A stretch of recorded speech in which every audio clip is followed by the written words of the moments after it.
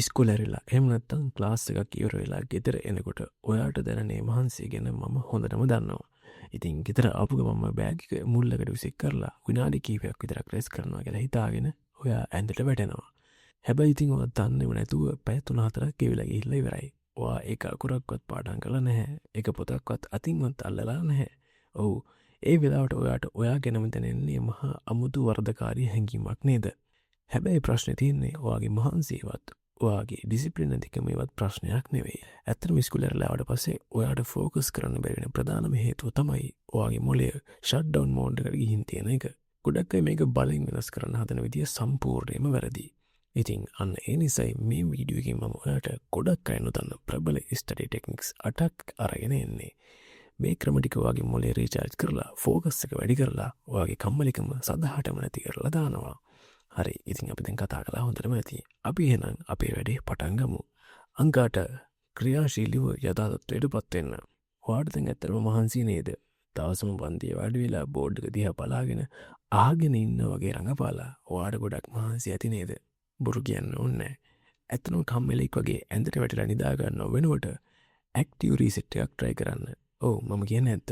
ඔයාගේ ඇඟ පොඩ්ඩක් හොලවන්න. නැගිටින්න. ඇඟ පොඩ්ඩක් ස්ට්‍රෙච් කරන්න. ඔයාගේ මොළයට ආයෙත් පණ ගන්නන්න පුළුවන් විදිහේ ඇඟ හිරිවැටෙන්න ඇල්ලතර ටිකක් නාගන්න. එහෙම නැත්නම් එළියට ගිහිල්ලා පොඩ්ඩක් ඇවිදින්න. අනේ ඒත් මට මාරු මහන්සිය කියන නිදහසට කාරණා නම් මට කියන්න එන්න එපා. ඔයා දන්නවද ඇත්තටම මහන්සි වෙන්නේ කොතනද කියලා? ඔව් ඒ තමයි ඔයා විභාගේ ෆේල් වෙලා මොළේ මරණු කෙනෙක් වගේ දවස්ම ෆෝන් එක දිහා බලාගෙන කාලේ කෑව නේද කියලා තේරෙනකොට දැනෙන මහන්සිය අද දැනෙන මහන්සියට වඩා ගොඩක් වැඩි. ෆිසිකල් ඇක්ටිවිටි නැත්නම් ශාරීරික ක්‍රියාකාරකම් කියලා කියන්නේ ඔයාගේ රහස් කෝඩ් එක. ඉතින් ඒකින් ඔයාගේ ලේ ගමනාගමනය වේගවත් කරලා ඔයා පාවිච්චි කරන්නේ නැති ඔය මොළයට ඔක්සිජන් පම්ප් කරනවා. නිකම්ම වචන දිහා බලාගෙන තේරුණා වගේ ඉන්නව වෙනුවට ඇත්තටම පාඩම් කරන දේ මතක හිටින්නේ අන්න එතකොටයි.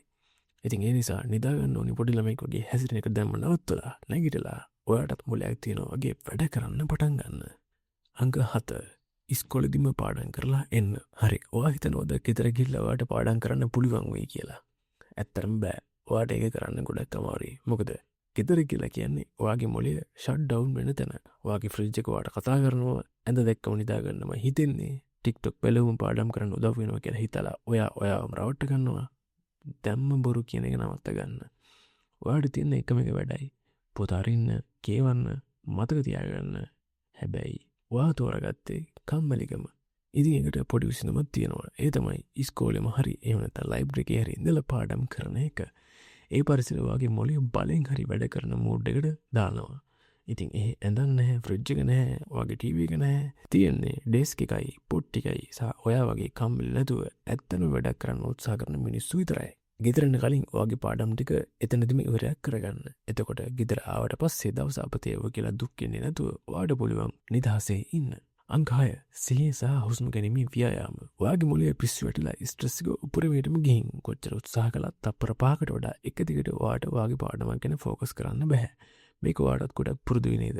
ඒකට හේතුව ඔයාගේ මොළයට මහන්සි වීම විතරක් නෙවෙයි, මොළය ඕවර්ලෝඩ් වෙලා තියෙන එක. ඉතින් සිහිය පිහිටුවා ගැනීම සහ හුස්ම ගැනීම ව්‍යායාම කියන්නේ නිකම් බොරු කතා නෙවෙයි. අපි අපේ භාෂාවෙන් කියනවා නම් අපි ආනාපානසති භාවනාව කියලා කියන්නේ. අන්න ඒ වගේ දේවල්. ඉතින් ඒවා ඇත්තරම වැඩ කරනවා. අතීතය ගැන දුක් වී අනාගතය ගැන බය වී ඉන්නව වෙනුවට වර්තමානය ගැන අවධානය දෙන්න ඔයාගේ මොළේ පුහුණු කරන්න ඕනේ. ඉතින් ඒත් ඒක කරන්නේ කොහොමද? සරලයි. ඔයාගේ හුස්ම ගැන අවධානය දෙන්න. හුස්ම ඇතුළට යන හැටි, එළියට එන හැටි දැනෙන්න හරින්න. ඔයාගේ ඇඟේ තියෙන තද ගතිය අතහැරලාම දාන්න. හැමතිස්සෙම කලබලෙන් දුවන්නේ නැතුව ඇවිදින පියවරවල් ගැන හොඳට අවධානයෙන් හිමිලීට ඇවිදින්න. කනකට උනත් ඔහේ කිලිනව වෙනුවට කෑම වල රස බලමින් ආහාර ගන්න පුරුදු වෙන්න. මේවට වෙලාව නැහැ කියලා ඔයා හිතනවා නම් ඔයා සම්පූර්ණයෙන්ම වැරදි. හිත වෙන කොහේ හරි තියාගෙන පැයක් පාඩම් කරනව වෙනුවට විනාඩි 5ක ආනාපානසති භාවනාවක් දායන් සම්පතක්. අංක 5 වතුර බොන්න, නියම කෑම කන්න. ඔයා කැෆෙන් බිබී ජංක් ෆුඩ් කෑලි 3ක් එහෙම නැත්නම් ෂෝටිස් කෑලි 3ක් කාලා පාඩම් කරන්න පටන් ගන්නවා. ඒකේ ප්‍රතිඵලය ඉතින් ඔයාටම පේන්න තියෙනවා. ඔයාගේ මොලේ නිකන් හරියට එයාපෝට් එකේ තියෙන ෆ්‍රී වයිෆයි එකක් වගේ. හරිම ස්ලෝ. මොකද ඔයාගේ මොලේ දුවන්නේ සුගර් වලින් සහ විජලණයෙන්. ඉතින් ඉන්ධන නැත්තම් ફોකස් එකකුත් ඔයාට නැහැ. ඉතින් කිසිම සිහියක් නැති කෙනෙක් වගේ පැණි බීමයි, චිප්ස් පැකට්යි, ෂෝටිස් ගිල්ල පාඩම් කරනව වෙනුවට ඔයාගේ මොලේ ක්‍රියාවිත වෙන එක නවත්ත ගන්න තියෙන එකම ක්‍රමය තමයි වතුර බොන එක. අපේ ඇඟේ වැඩිපුරම තියෙන්නේ වතුර. එනර්ජි ඩ්‍රින්ක්ස් නෙමෙයි. ඉතින් ඒක අමතක කළොත් එහෙම ඔක්කොම වරදිනවා. ෂෝටඩ්ස් කෑම වන්නේ ඉක්මනින් මගේ ශක්තිය බැහැලා යන එක. ඇට වර්ග, පළතුරු වර්ග, ප්‍රෝටීන් වගේ නියම කෑම කෑවම ඔයාගේ මොලේ තියුණු වෙනවා වගේම හොඳට වැඩ කරන්න පටන් ගන්නවා. හරියට කෑම කනවා කියලා කියන්නේ හරියට හිතනවා කියන එකටයි. ඒ නිසා ඔයාගේ ඇඟ කුණු කුඩයක් වගේ පාවිච්චි කළොත් එහෙම පාඩම් කරන එක තවත් අමාරුණෙක විතරයි වෙන්නේ. ඉතින් මතක තියාගන්න. ඒ නිසා ඔයා කන කෑම ටික හොඳට තෝරලා බේරලා පාවිච්චි කරන්න. අංක 4. සූඳ මගින් අවධානය ගන්න. මොකද මේ සූඳ මගින් අවධානය ගන්න කියලා කියන්නේ? මෙහෙමයි. ඔයාගේ නහය පාවිච්චි කරන්න. පෙපර්මින්ට් සහ රොස්මරි වගේ සුවඳවල් වලට පුළුවන් ඔයාගේ මොළය උත්තේජනය කරලා ෆෝකස් එක වැඩි කරගන්න. පාඩම් කරන වෙලාවට ඔයාට හිතෙනවා නම් අනේ මට කිසිම දෙයක් මතක නැහැ මම නිකමක් වගේ දේවල් හිතනවා නම් ඔයාට ඒ දේවල් හිතන එක වළක්ව ගන්න මෙන්න මේ සුවඳවල් වලට පුළුවන් වෙනවා. ඒත් ඉතින් ඒක කොහොමද වෙන්නේ? හරි. ඒක වෙන්නේ මෙහෙමයි. සමහර සුවඳවල් තියෙනවා ඒවා අපි පාඩම් කරන වෙලාවට පාවිච්චි කරපුවාම අපිට වෙනත් වෙලාවක ඒ සුවඳ දැනුනට පස්සේ වෙන්නේ අපි පාඩම් කරපු දේවලුත් නිකම්ම අපේ ඔළුවට එන එක. මේක ඇත්තටම බොරු දෙයක් නෙමෙයි. මේක ඇත්තටම විද්‍යාත්මකව තහවුරු කරන ලද දෙයක්. මොකද ඔයා දන්නවද? ඔයාගේ මොළේ නිර්මාණය වෙලා තියෙන්නේ සුවඳවල වලට ප්‍රතිචාර දක්වන්නයි. අනිත් මිනිස්සු ඔයා ළඟින් දුවලා යන එක නවත්තන්න ඔයා ඩීඩ්‍රන්ට් එකක් පාවිච්චි කරනවා නේද? අන්නේ ලොජික් එකම තමයි මෙතනත් තියෙන්නේ. ඔයාගේ ගඳ වහ ගන්නව වෙනුවට මේකෙන් කරන්නේ මොළේ ෆෝකස් මෝඩ් එකට අන්ලොක් කරන එක. ඉතින් ඊළඟ පාර මොන හරි පාඩම් කරන්න ගද්දී මොන හරි සුවඳකුත් ළඟින් තියාගෙන පාඩම් කරන්න පටන් ගන්න. වෙනස ඔයාටම තේරෙයි.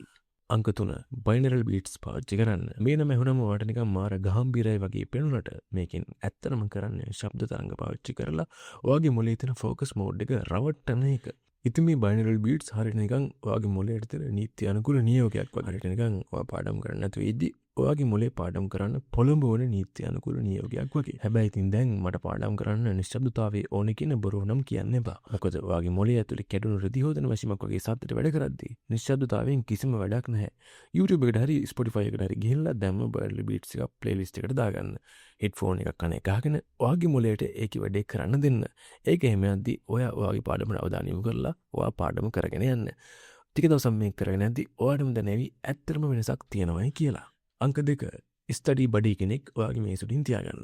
හරි. ඒ මොකද්ද මං කිව්වේ? ඔව්. මොකක් හරි බෝනික්ෙක් පොඩි රබර් ඩක් කෙනෙක් හරි මොකක් හරි කැමති රූපයක් ඔයාගේ මේසුලින් තියාගන්න.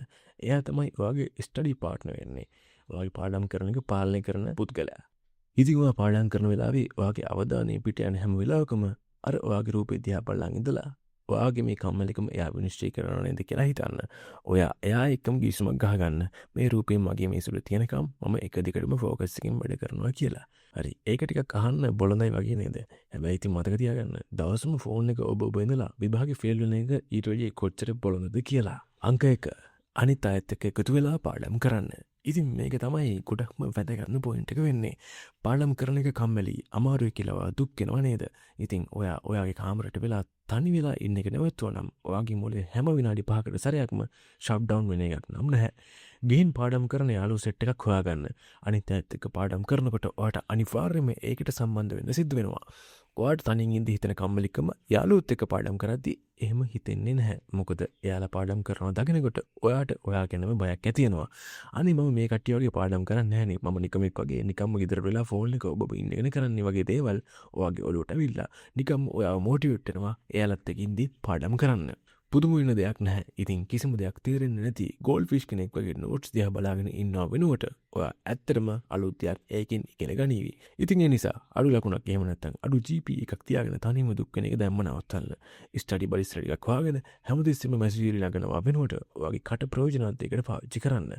ඉතින් මම අද මේ කියලා දීපු ටිප්ස් 8 පාවිච්චි කරලා ඔයා කලින් හිටපු එක්කනට වඩා අලුත් version එකක් ඔයාගේ ජීවිතයට එකතු කරගන්න. ඉතින් මේ ටිප්ස් 8න් ඔයා කැමතිම ටිප් එක මොකක්ද කියලා පළවෙනි කමෙන්ට් එකක් දාන්නත් අමතක කරන්න එපා.